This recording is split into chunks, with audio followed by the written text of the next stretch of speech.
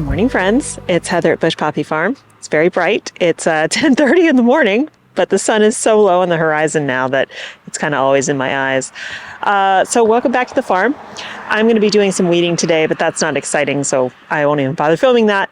But we are going to plant some sweet peas. I'm going to direct sow some. I always start sweet peas in trays so that I have whole plants to put out. But I'm going to do it a double-pronged approach this year. I don't often harvest the sweet peas because in general most of the stems aren't long enough. Sometimes I'll use like the vines, the tendrils and stuff with a bunch of flowers on them, but I generally don't get long enough stems. This is more because they're beautiful, they smell good, and I happen to have a ton of sweet pea seed from when I thought I was going to be growing them all the time. So let's show you what seed we're going to plant, and I'll show you where we're going to put it. Okay, so this is all old seed that I've had for a while, but I don't think there's going to be a problem. So I've got Spencer Ruffled here. There's a Royal Blend, Perennial Blend, Bouquet Blend, Elegance Blend, and then this one's called High Scent. It also tends to be one that has a bit longer stems. Now I also have, like, I think 5 packets of sweet peas from Floret still. Those are at home. Those are the ones I'm going to start in trays. They were more expensive, but in general, in all of these packets, I only have maybe 5 or 6 seeds left in all of them. So I'm just going to mix these guys up. I don't care. Since I'm not labeling them for sale, I might use them in like vase bouquets or whatever, but they're too short to go into market bouquets, and they'll probably also be way too short to put for wholesale. So I'm just going to mix them up. I don't care. So where are we going to put these? So this right here is the sweet pea trellis. We built this last year and grew sweet peas on it. They did suffer pretty greatly from gopher depredation, but we did have a bunch still climb the trellis, and it was really, really pretty. So I'm going to do it again. Now, what I did intentionally this year is I left the vines on here until they were completely brown and they dropped all their seed. So there's already sweet pea seeds in this soil. Then I added a layer of fresh compost, and so it's going to get new seeds today. So it has seeds that are already in there that will hopefully germinate. It's going to get new seeds, and then we're going to add plants. So it's going to be really packed. I'm not worried because again, we're going to have some gopher predation probably, and then, you know, that gives me plenty to go on with. Now this trellis is an old cattle panel. It is very strong and sturdy. And so, and the reason it's slightly bent here is that I was using it back at the other farm for an archway. But it's fine. It still works. It, like I said, very sturdy and strong. Once the sweet peas get going, if I have any holes, I probably will bring out some tomato plants and grow tomatoes up this trellis as well. I did that a couple years ago, and I basically planted them and just kind of forgot about them, and they grew huge and had tons of fruit on them. They, like, lack of care for some reason, they really enjoyed. So I always have things that will climb that I can pop in here as the time goes on. Eventually I might dig it up and put a gopher basket in there, but I'm not really all that concerned with that because this is not for mass production. If things grow on here, great. If they don't, it's not things that I've set aside for sale. Okay, the other thing before we start that I want to show you, this is the dahlia bed, and you can see that some of the buckwheat has germinated. I didn't get great germination here, but that's okay. The whole point of putting this buckwheat here is really just to have a cover crop. So any amount that grows will be great. I can mow it down in the spring before it sets seed, and then chop and drop, leave it on the surface. It will be a green manure, green mulch that I can then plant the dahlia tubers in, and they'll be good to go. So it will nourish the soil. That's really the only reason that I put them in here. Okay, I'm going to hoe this little bed behind me, the sweet pea bed, because there are some grasses and some other weeds, and I'll loosen up the soil. Everything is, we haven't had rain in over a week, but it is still very, very wet out here because of all the clay in the soil. So this job shouldn't be too hard. Once we plant, then I'm gonna go do some weeding, but I'll show you. Because I've been keeping up on the weeding, things are looking really good. I don't feel overwhelmed, except for one bed, but the rest are looking great. And the two that I put the straw on are doing even better because there's no weeds on them at all. So I do have some straw left. I might try to get at least one more bed covered. We'll see.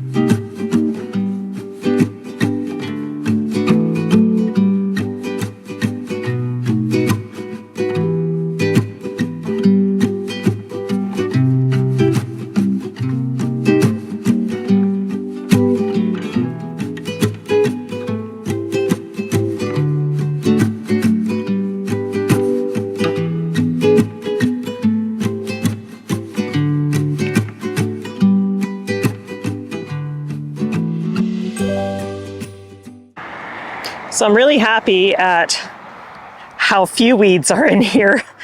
You can see I have a couple that I need to pull up in here, but it's not major. It's mostly grass in that middle area. The feverfew looking great down here. Oh yeah, I'm just so happy. Last year, this was such a struggle, but I missed many, many weeks of hoeing, and that definitely made a difference. So this is looking great. Even under here, snapdragons, they're looking great. There's a few grasses popping up. I'll obviously go in there, take care of those, but there's hardly any. I mean, this is a quick job. Earlier this year, when we were dealing with these weeds, it would take me an entire day to do one bed.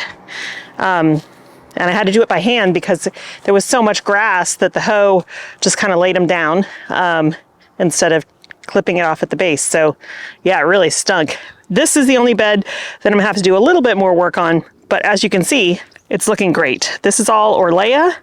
Yes, there's some grass in here, but not a whole lot because the Orlea is getting big enough now that it's really shading things out. So I'll go through there and pull up any big clumps. I'll take the hoe to this stuff down here. That's like a clover. That needs to come out, but that's super easy. You can see gopher activity right here, and they have nowhere to go, which I love seeing. So this is the bed that I'm going to focus on today. You can see there's just some grasses coming up, but mostly what I want to get out are those guys, because those are the ones that become those big thistles, and they hide in there, you see, like that. So I'm just going to focus on getting those up. Those I have to do with a hand hoe, like down on my knees, in order to make sure I get the taproot. But this is such little amount of work compared to last year, and I'm thrilled. So we've got the stock still growing in here, and of course some weeds that I've got to get out. So I'm going to go grab my Japanese hand hoe. I'm not going to film this. You've seen it before. I'll show you the end once I'm done. Well, that job is done. Weeding accomplished for the only bed that really had major issues. So I'm happy about that. It looks so much better, and I won't really have to come back through here anytime soon. You know, it's just nice and clear, and every time I weed, I exhaust the seed bank for, you know, more weeds. So tomorrow I need to actually do a whole bunch of baking for things that are going on. My kiddos need some stuff. I need some stuff for various events. So I'm not sure how much time I'm going to have out here, but I do want to get back to working on this. Filling this bed, getting this dug out so I can put the cage in. So we have 1, 2, 3 more to go. And there's still enough compost over there to top these all off. One of the reasons I want to get it done is obviously to get it closed up and buttoned up for the winter, but because I really want to get a load of wood chips delivered so that I can get all the pathways done. Right now, we're in decent shape, but as the rains continue to come on throughout the winter, the weeds in here are going to get astronomical. So I really want to get this cardboard down and get the pathways mulched so that that project is done. and we're ready to go into next season with a clean slate. Okay, so it's 2 days later. Yesterday was a pretty bad headache day, so I was in all day yesterday. Still have a headache, but I'm out again today because I got stuff to do. So it is Friday. Tomorrow I have a wreath making workshop. So this morning I got up at 4, went into the Flower Mart and got all the stuff I need, I think, for the wreaths. Fingers crossed. Every time I buy stuff from the wholesaler, I'm always afraid it's not enough, even though I've done the math. It always does end up being enough, but you know, it makes you nervous. I want people who come to my workshops to have a great time, to feel like they're getting their money's worth, and to go home with something beautiful that they're proud of. So I'm offering them lots of stuff.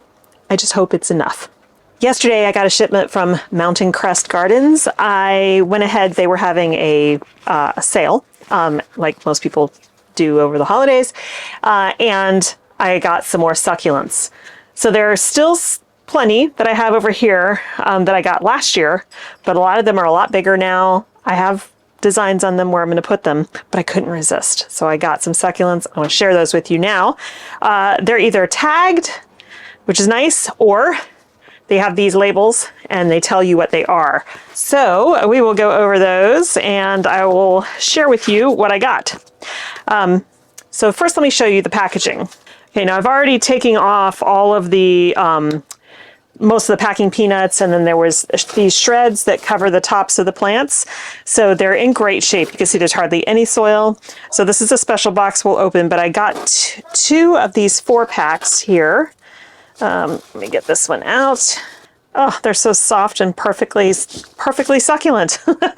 I do need to give these guys some water because they've been in a box, but the soil's dry, but they feel great. Okay, so we have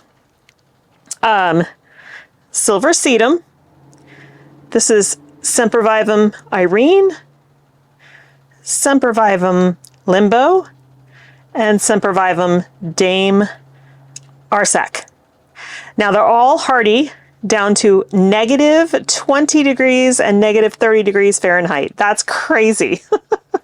So I'm going to set these guys aside and I'll show you the next ones. Okay, this one I couldn't resist. It's called the Pink Succulent. It's a set of 4. We have Echeveria Pearl Non-Nurnberg. We have a Kalanchoe back here, Humilis. And then these 2 are both Graptosedum. This is California Sunset, and this is Alpenglow. But I just love the colors here, and they will get way more vibrant in the summertime when the sun is on them. Okay, so in this box, we've got, these should all, I think, have tags, and you can just see how well packaged they are. I mean, they go through the mail, and there's a little bit of soil movement, but not much at all. They look great. Ooh, this guy even had a, this is, oh, I love those. Well, I think they're lithops. Okay, so here's our tag. This is a gift box of 16. They have so many collections. You'll go crazy looking at it online. It's amazing. So I highly recommend even just going to Scout to look online because you'll really enjoy it. Okay, so I will go in and clean all those off with a brush, but I'll pull them out now and show you what each one is. Okay, we've got this one, which is a Crassula platyphylla. So pretty. I'm going to keep these in order so that I don't lose the names. Okay, and this next one is a peperomia called Ruby Glow. Ugh, isn't she beautiful? The underside of those leaves.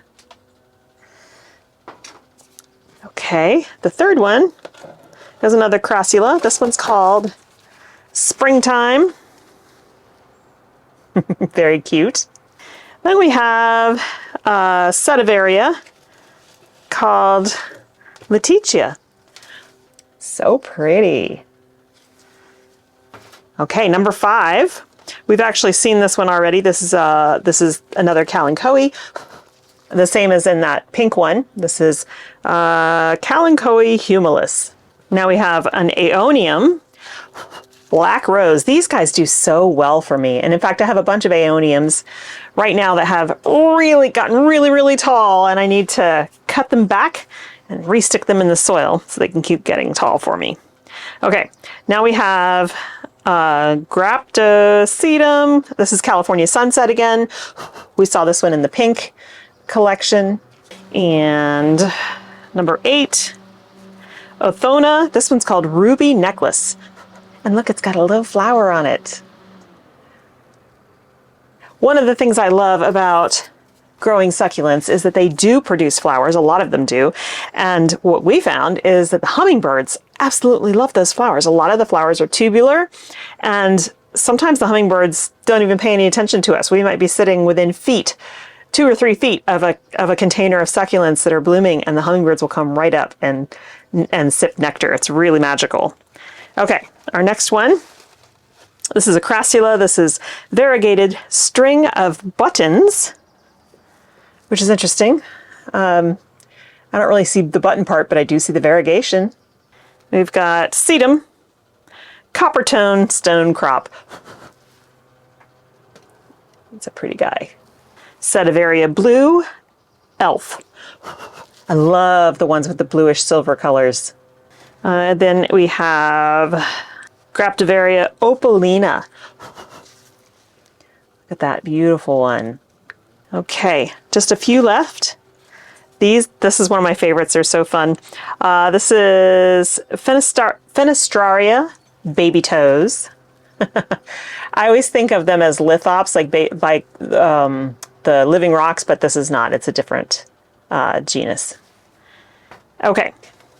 Then we have another Echeveria. This is Mexican snowball. Yeah, I need to go in and just pull out all that packing stuff. Some of it's just perlite from the soil. Okay, and then we have just 2 more. We've got an aloe, tiger tooth aloe. I'm very excited about this. Oh, and there's a baby on the side right there. That's really exciting. I tried to start aloe from seed a couple years ago and failed miserably, and that was mostly because I basically started the seed and completely forgot about it. So I'm glad to have a start. That will be nice. And then the final one here is a Haworthia. This is Cymbiformis. No special name. So, super pretty. I'm very excited. I have lots and lots of, succulent containers that I need to reconfigure. Some of them have died or are too big for those containers now. And I still have lots from this is leftover from the last time I ordered, and they're big now. This one is a jade of some sort. Yep, Senecio. I don't know what this one is. I'm going to identify it. We've got this beauty right here. Look at that.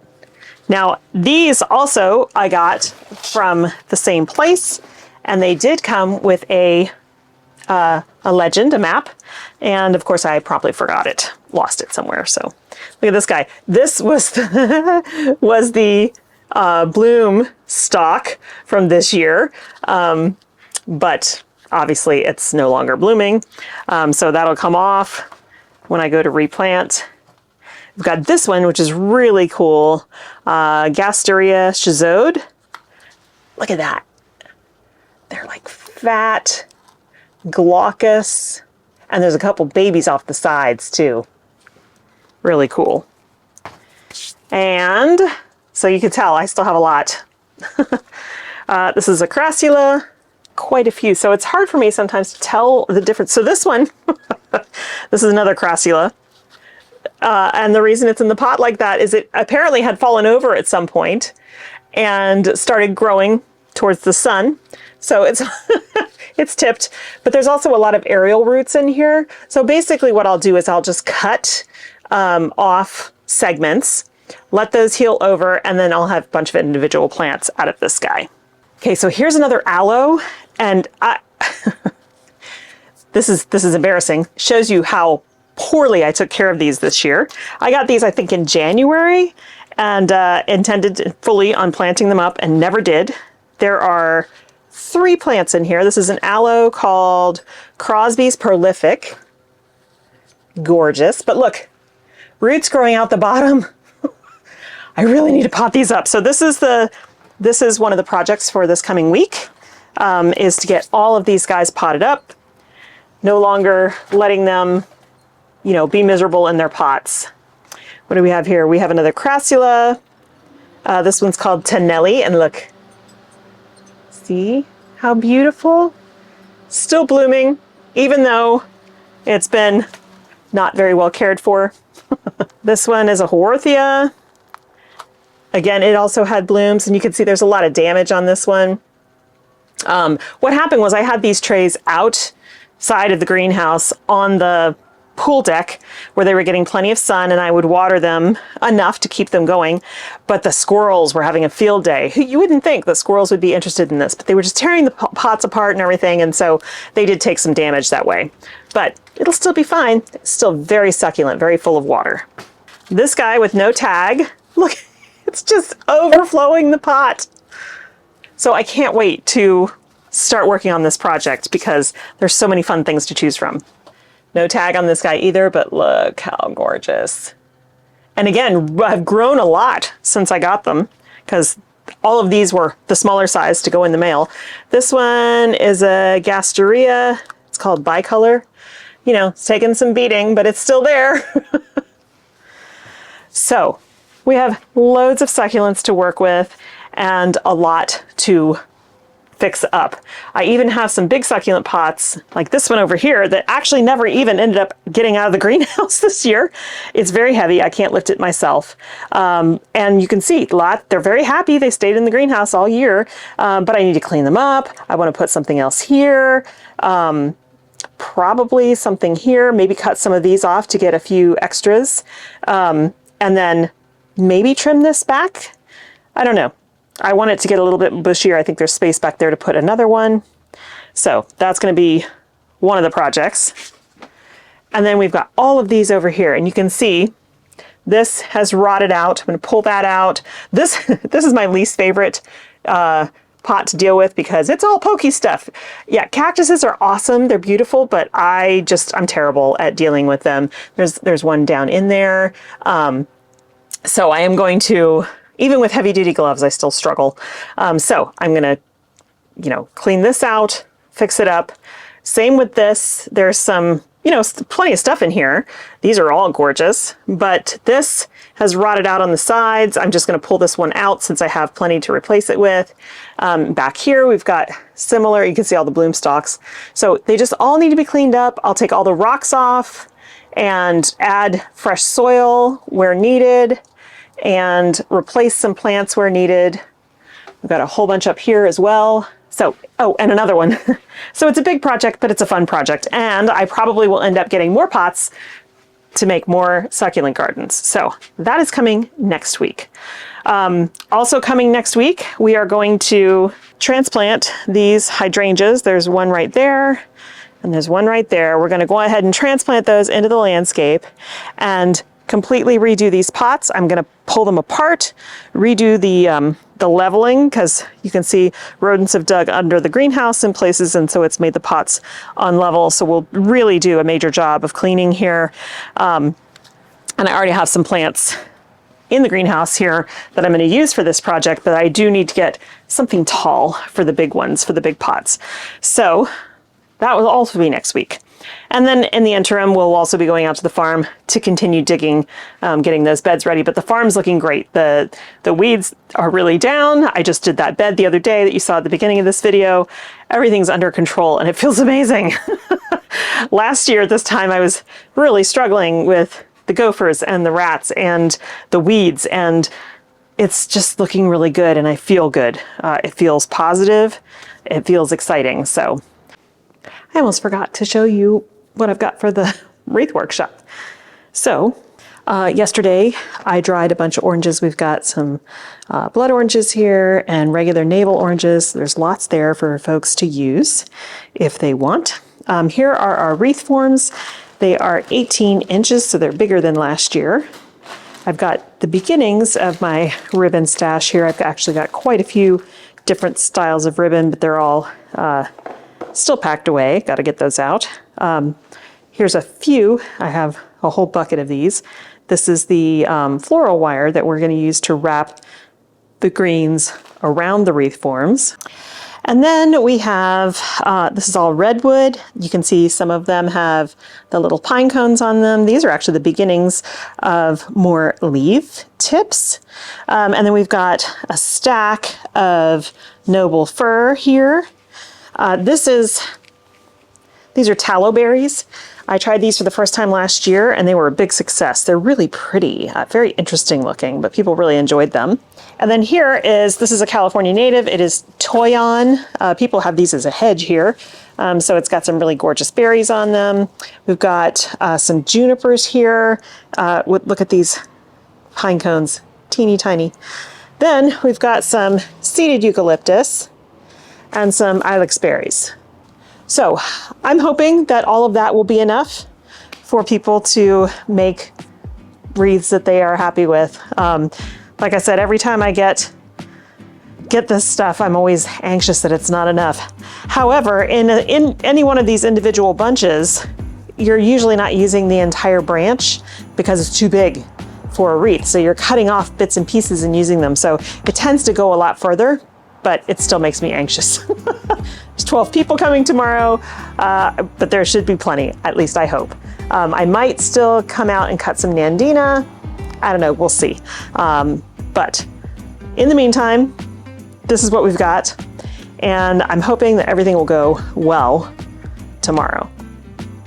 All right, guys, thanks for hanging out with me. I hope you have a wonderful time in your garden. And I'll put a link to the succulent company down below. Like I've said before, I'm not sponsored by them. They don't even know who I am. I don't have enough subscribers for anybody to want to sponsor at this point. So unfortunately, I don't have a code for you guys for Mountain Crest Gardens, but at least go check them out. They have amazing, beautiful stuff, and it's just fun to peruse, even if you don't buy anything. All right, thanks so much, you guys. I hope you have a great time in your garden, and I'll see you in the next one. Bye.